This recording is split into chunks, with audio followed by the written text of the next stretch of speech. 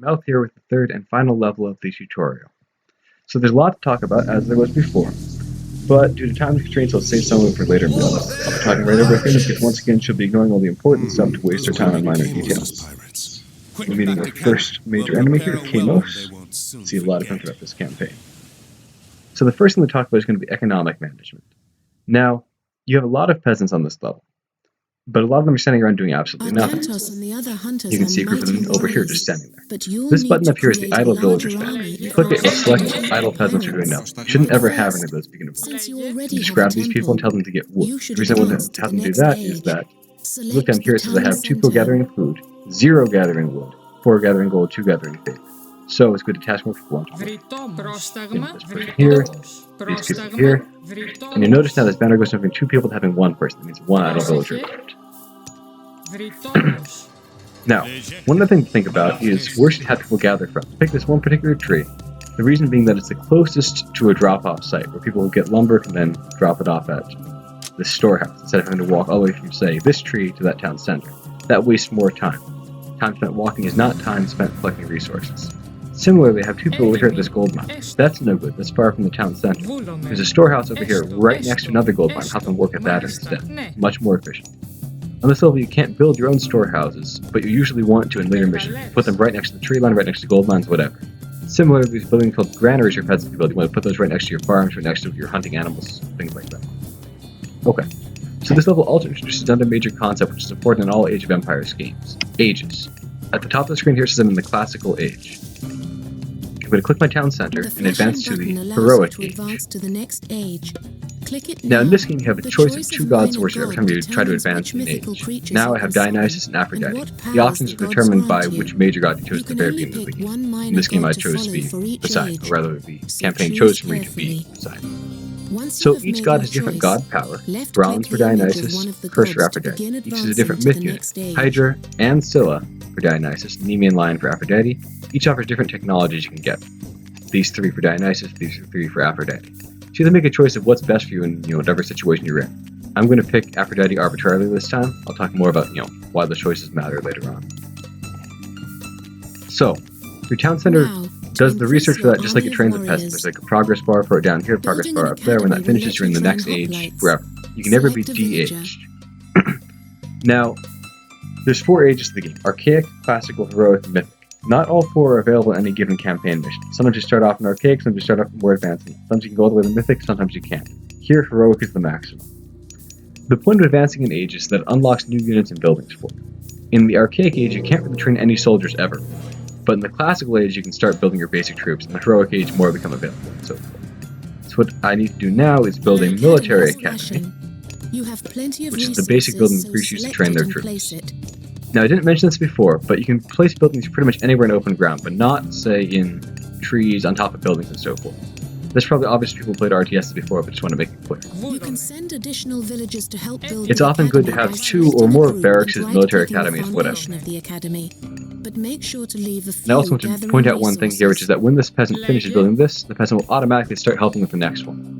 This game's interface is very convenient in that way, and there's lots of little nuisances that are removed or taken care of. So you'll see this person finishes, and then we'll immediately walk over and help with the next one. Yep. The academy is Once they're finished, they'll both stand there idly, so we'll just task them back into gathering lumber. Now, I need to train 4 hoplites, so double-click the barracks to select all the barracks on the screen. Click the hoplite button 2 times, each will now train 2 hoplites. And I can rally them all to go here, or wherever I want to put the flag. But there's a problem. Down here you see this flashing thing? Population. I mentioned that last time. Each hoplite costs 2 populations. When I train the first one, I'll be at 25 and 25, because I can't build any additional troops of any kind until I build a house. Every house increases your population limit by 10. You can only ever have 10 houses, so that's a strict limit of 100 population for that. Which means that your army can't get above about 50 guys or so, not even counting villagers. But every town center also provides 15 population. So, what you often need to do is go out and find additional town center spots on the map, because you can build any number of those as long as you can find spots to construct. But you're limited to 10 houses. Which the game will talk about next. You Town could centers, claim unlike most additional buildings, only built in these settlements spots such called as this settlements. one. I cannot put a town Select center a out here. villager. Click Has the to be flashing there. button. So if you can't find a settlement, you can't build a town Most center. There's a buildings limited can be number on placed every map. anywhere, Here there's just this but a one plus town my starting centre can position. only be built on a settlement. So population is ultimately Place the strictly town limited. centre as if Just were you can go out and placing find town center another spots, you building, can increase the but limit for instead of yourself left-clicking very on slightly. open ground, left-click direct a sentry tower. So you can see would about how help close us to spot finish the training. pirates when they approach. Now The let's talk flagged about location would be towers. an excellent place to build So a you can sentry build tower. these things called sentry towers to defend your town. Select a villager, choose the Sentry towers can't and actually build fight, it but near their the flag. upgraded forms, watchtowers and guard towers, can. We would actually build, instead of one sentry tower, two sentry towers here. Two. As I mentioned before, it's best to have each peasant work on a separate one. Just to speed this up, let me grab some people from over here. Have them help out too. That'll be done in time anyway. So, sentry towers are not very durable. Just 550 hit points, which is not good for building compared to, say, like, 1,200 for this military academy, 2,800 more armor for the town center. They're fragile. They can't defend your town on their own. Select the tower. But they make good supporting defenses for other. Now, the reason I built two towers is to demonstrate that this upgrade here, Watchtower, will turn not just this tower, but all of my towers across the map forever into watchtowers, which unlike sentry towers can actually fight. Very useful. Another thing to demonstrate, people can hide inside towers, garrison them. A flag appears that means people are inside. They kick them back out by clicking that button. The tower can hold up to 5 people, so put these 2 guys in there, it says 2 out of 5 down there. I can't put these 6 people onto that one tower. It's good to know to hide your injured troops later on. Now, the temple down here trains myth units, just like a barracks over here trains hoplite soldiers. Myth units, unlike most things, cost fave. The center costs 15 fave. Also takes 3 population. Generally speaking, myth units are very expensive, so you can't get many of them. Gotta make them count, gotta not lose them. Let me get these peasants here all back to work on gold. Actually, let me leave one here to demonstrate something. Έτοιμος. Έστω. Μάλιστα. Ναι. Oh, and you can, like most RTSs, put people into control groups to organize them. I usually put all my melee troops into control group 1, all my ranged troops into control group 2. Okay, so when an attack comes, you often want to hide your villagers so they don't get killed off. The town center has this convenient button you can press, which will summon all villagers from nearby, pull them into the town center, and they'll hide there.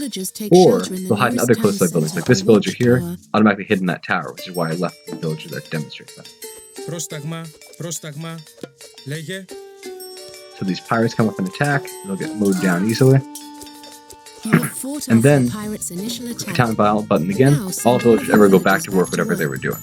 Convenient, but you don't usually want to do that if you don't need to, because like, while your troops are hiding in the town center, they're not out gathering. You really only want to hide the villagers who are in imminent danger, generally speaking.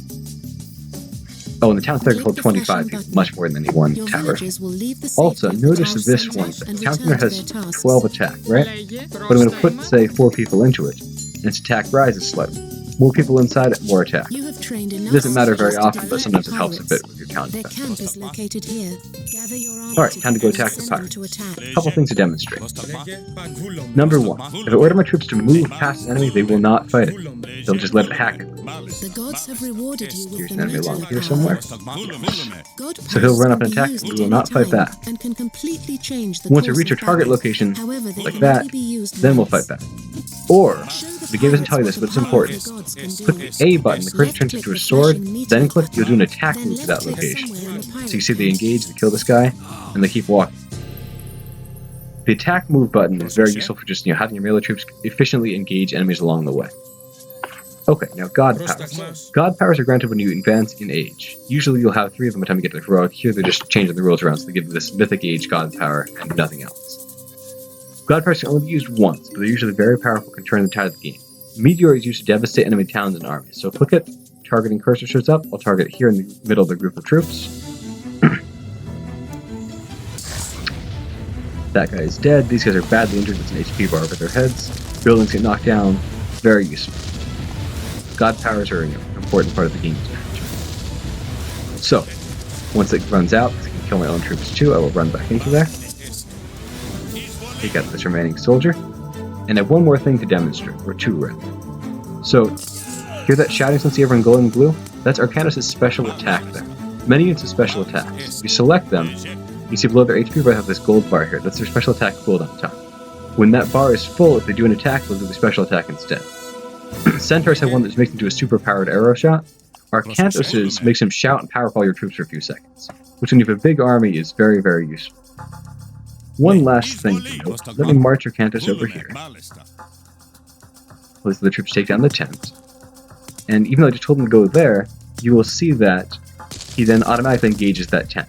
If I don't want that, so it doesn't get lured into a trap, I go to this option button here and click Stand Ground. It will now just stand there and will not get provoked by any kind of enemies nearby, even if they attack him. Okay, time to kill this last tent and win.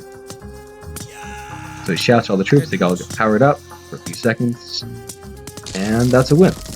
Alright, hope you guys enjoyed the tutorial, and I'm ready to start the campaign in a few days here. Have actual difficult missions, now that I've covered all the basic stuff. Alright, have a good day everyone.